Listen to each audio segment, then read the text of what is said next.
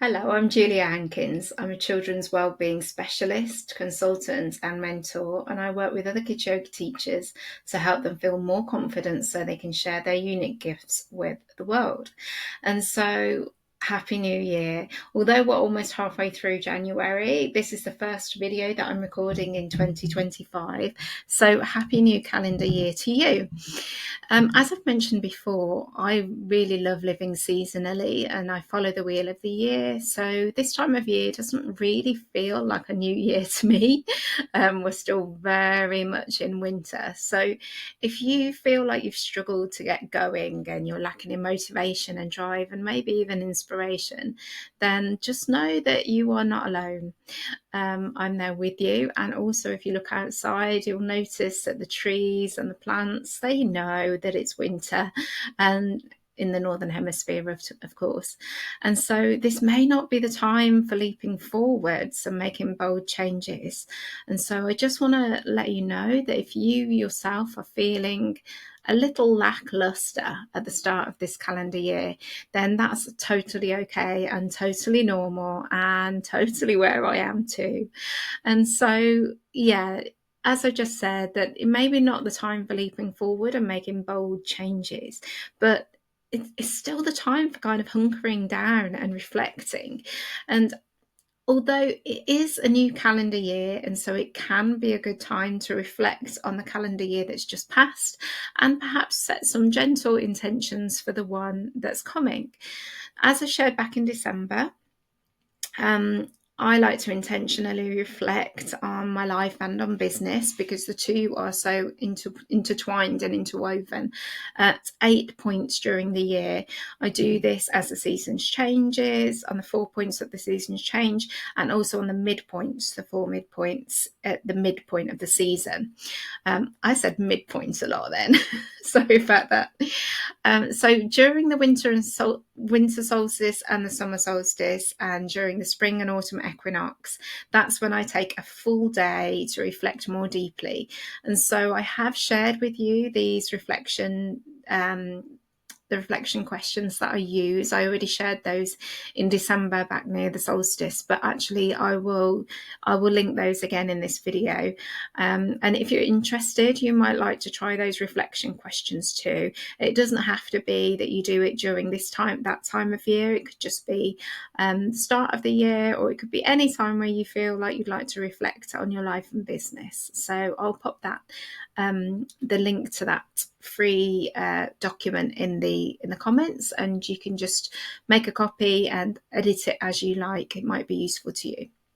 So I'm going to share with you today some things that I've been reflecting on. And one thing that came up for me during my winter solstice reflection day was the realization of how much time I spend on these videos and vlogs.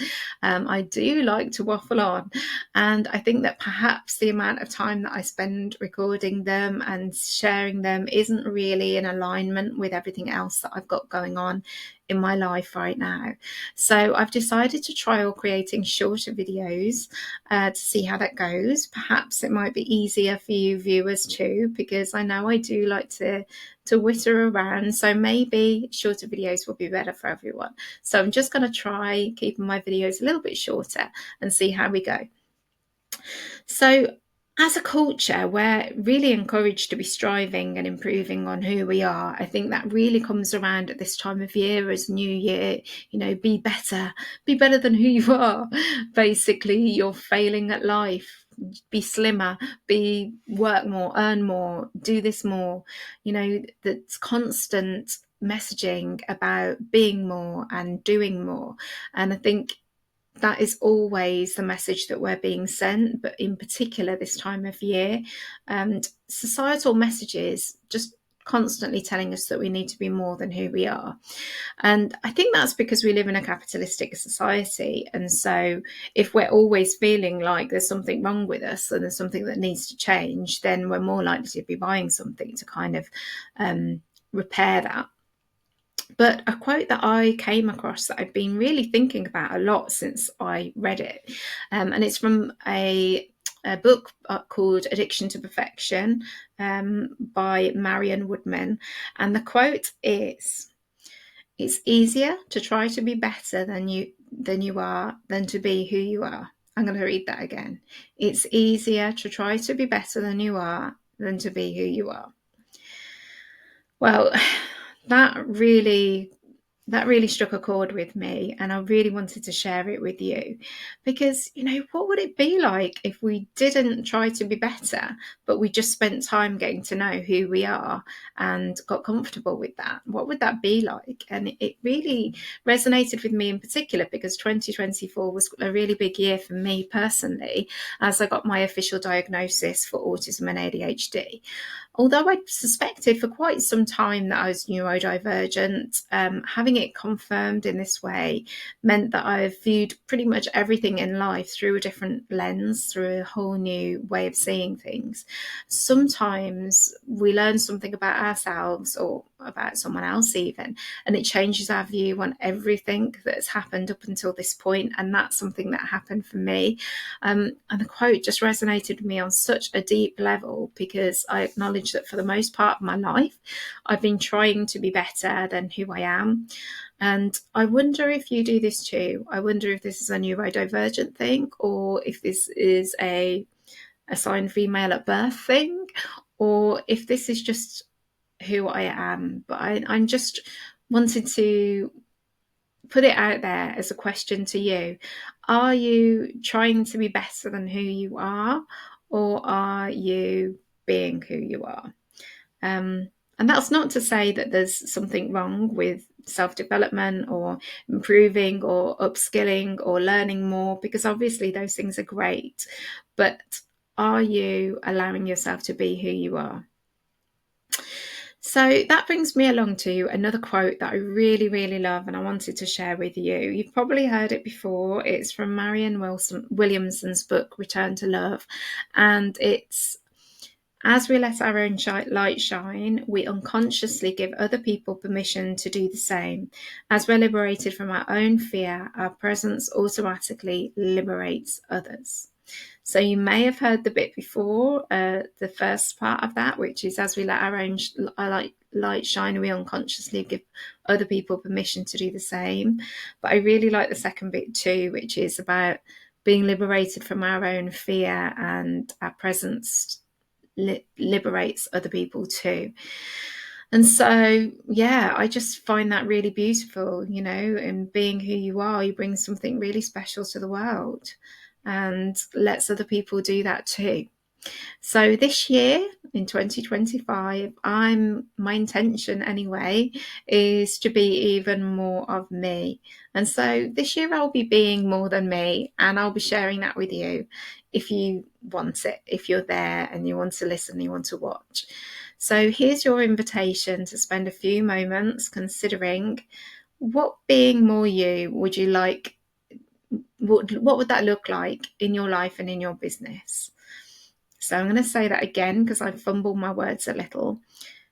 If you're considering, so just consider what being more you would look like in your life and in your business. What would you do more of? What would you do less of? And I hope that you'll be more of you, because the world definitely needs more of that. So if you would like more help in discovering your special qualities in your business, perhaps working with me as a mentor could help. I love helping other kids yoga teachers feel more confident to be themselves in their business. And if you're watching this in January 2025, you can currently buy a 6-month mentorship with me and get an extra month free, which means that you get the whole of the rest of this academic year included in that mentoring package. So if you'd like some support in your business, and that also will ripple out into your life, then this might be for you. So check out the links that I'll put in the description box. And if you find my videos useful, it would be really, really helpful if you could like and subscribe to this channel, because that's how more people get to see it. So even if you watch these videos, if you get them through the newsletter and you just watch them, if you could subscribe, then that's really helpful because it makes more people see them. Other things that you could do that would be helpful is you could comment on the video itself, or you could post a review of me on Facebook if you find it useful. So that would be really helpful for me if you find my content useful. So if there's something in particular you'd like me to talk about in 2025 that would support you in your business, kids yoga or other wellness, whatever that is, send me an email to julia@juliahankins.co.uk or comment on this video. I always check the comments. So thanks for watching, and hopefully see you another time.